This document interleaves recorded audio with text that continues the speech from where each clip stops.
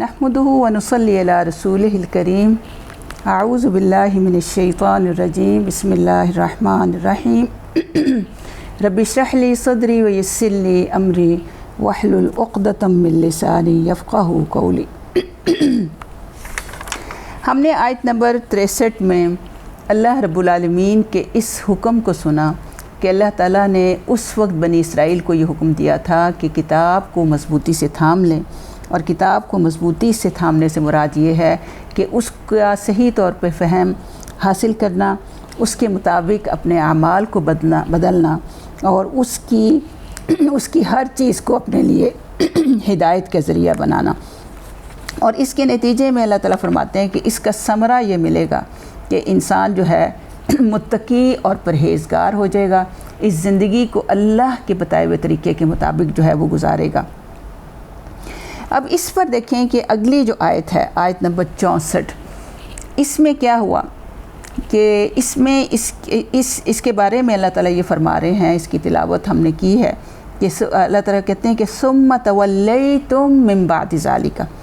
सुम्मा जो है ये फिर इसका तर्जुमा है कि फिर तवल्लैतुम जो है ये तवल्ला, इसका रूट जो है वल्ला ही है और तवल्ला का मतलब होता है फिर जाना। तवल्लैतुम यानी इसके बाद फिर क्या हुआ कि फिर गए तुम सब। ये जमा मुज़क्कर हाजिर के लिए सिगा जो है इस्तेमाल जो हो रहा है। सुम्मा फिर गए तुम सब, तुम ही के लिए इस्तेमाल होता है। मिन से बादा बाद, ज़ालिका इसके बाद तुम सब जो हो फिर गए इस बात से। और आगे अल्लाह ताला फरमा रहे हैं यानी जो मिसाक उनसे लिया गया था, वो जो पुख्ता अहद उनसे लिया गया था, वो ये था कि इस किताब को जो है अच्छी तरह से पकड़ना है, इसको समझना है, सीखना है, अपनी ज़िंदगी का ज़ाब्ता हयात जो है इसको बनाना है और इसी के मुताबिक अपनी ज़िंदगी जो है गुजारनी है। जिस बात का अल्लाह ने इसमें हुक्म दिया उसको करना है, जिस बात से रोका है उससे रुकना ही है अपनी इस्तिताअत की हद तक, यानी मुकम्मल कोशिश करनी है कि अल्लाह ताला के अहकामात के ऊपर अमल किया जाए। लेकिन अल्लाह ताला फरमाते हैं उनकी दोबारा से उनकी नाफरमानी और उनका जुर्म जो है बताया जा रहा है। अल्लाह ताला फरमाते हैं कि इसके बाद फिर तुम फिर गए। और फिर क्या हुआ कि आगे अल्लाह ताला फरमाते हैं कि फ़लौला, फ़ा तो लौला अगर ना, फ़ज़लुल्लाहि, फ़ज़ल यानी फ़ज़ल उर्दू का लफ्ज़ भी है कि अगर फ़ज़ल ना होता अल्लाह का, अलैकुम अला प्लस कुम तुम पर, व रहमतुहु और रहमत उसकी,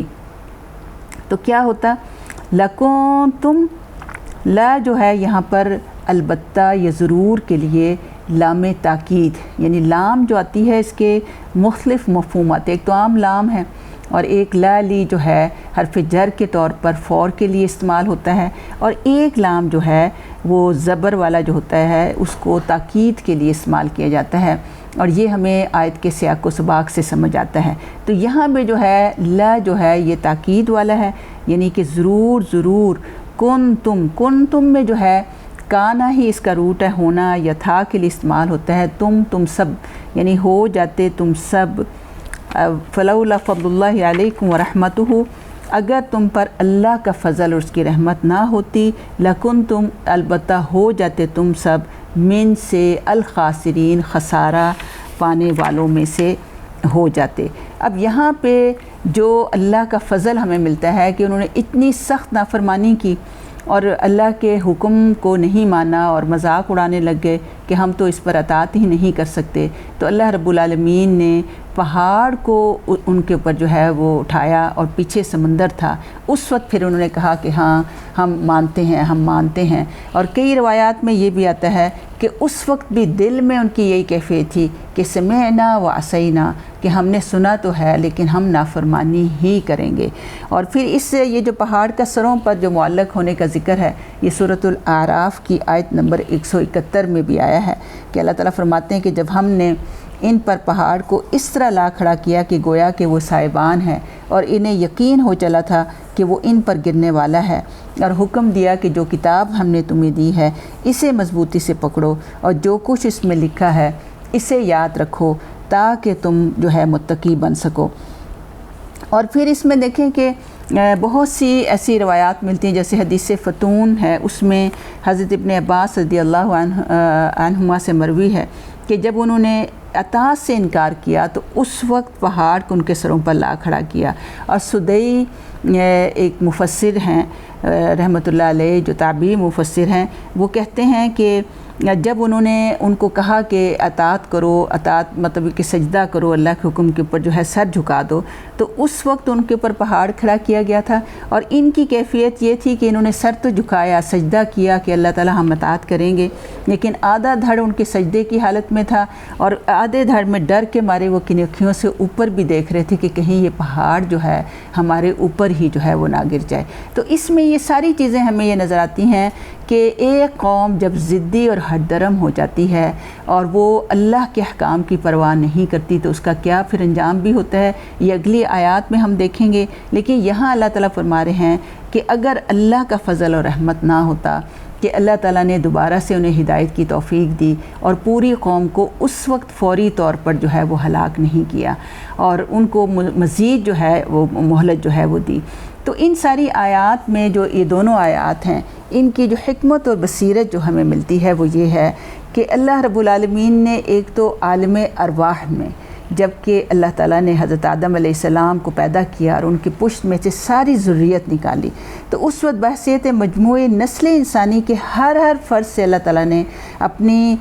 وفاداری کا عہد کیا تھا، اور اس کا نبھانا ہر انسان کی ذمہ داری ہے۔ یہ انسان کے تحت الشعور میں موجود ہے، اور اس کو زندہ کرنے کے لیے ضروری ہے کہ انسان ہمیشہ کتاب و سنت کے سائے میں رہے۔ اللہ ہمیں اس کی توفیق دے۔ پھر کلمہ طیبہ کا جب اقرار کرتا ہے تو ہر مسلمان جو ہے روز ازل سے اسی عہد کا دوبارہ سے ایک طرح سے تجدید کرتا ہے۔ اب اس کا کیا ہے کہ جب کلمہ گو ایک مسلمان ہے، وہ کہتا ہے کہ لا الہ الا اللہ محمد رسول اللہ، تو اس کا اولین فرض یہ بنتا ہے کہ شریعت اسلامیہ کو نہ صرف یہ کہ اپنی زندگی میں بلکہ اللہ کے اس پوری کائنات میں، اس پوری زمین میں اللہ ہی کے قانون کو جاری اور ساری کرے، اور اسی کو اور اس کے لیے ہر ممکن اسے کوشش اور جستجو جو ہے وہ کرنی ہے۔ یعنی بحیثیت مسلمان یہ میرا اور سب کا یہ معاملہ ہونا چاہیے کہ ہم ہر آن اللہ رب العالمین کے اس عہد کی تجدید کرتے رہیں اور اللہ کے قانون کو اس زمین کے اوپر جاری اور ساری کرنے،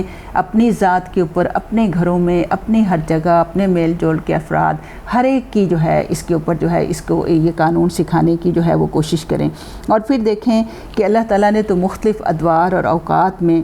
اللہ تعالیٰ ہلاتا بھی ہے، جھنجھوڑتا بھی ہے۔ یہ زلزلوں کا آنا، یہ قحط سالیوں کا آنا، یہ عجیب قسم کی وباؤں کا آنا کہ جن کا کوئی علاج بھی جو ہے وہ نہ ہو، بے روزگاری اور اس طرح ظالم حکومتیں، یہ ساری چیزیں جو ہیں وہ کیا ہوتی ہیں؟ یہ اللہ تعالیٰ کی طرف سے ایک علام ہوتا ہے، اللہ کی طرف سے ایک یاد دہانی ہوتی ہے، اور صرف اللہ کی رحمت اور فضل ہی ہوتا ہے کہ جس کی وجہ سے انسان بچ جاتا ہے۔ لیکن اللہ تعالیٰ بچاتا اس وقت ہے قوموں کو جب وہ سچے دل سے استغفار کرتی ہے اور دوبارہ سے جو ہے وہ اس میں جو ہے وہ اس طرف جو ہے وہ آنے لگتی ہے اور اللہ تعالیٰ کے حکم کی طرف آنے لگتی ہے۔ تو اس لیے اس آیت میں جو خذوا ما آتیناکم بقوۃ واذکروا ما فیہ لعلکم تتقون، یہ بلا شبہ اللہ رب العالمین ہمیں بنی اسرائیل کے ایک واقعے کی یاد دلا رہے ہیں، لیکن اس آیہ مبارکہ میں ہمیں بھی یہی آگاہ کیا جا رہا ہے کہ قرآن حکیم ہی ایسی عظیم کتاب ہے، اس کو ہم بھی اپنی زندگی کے لیے مشعل راہ بنائیں،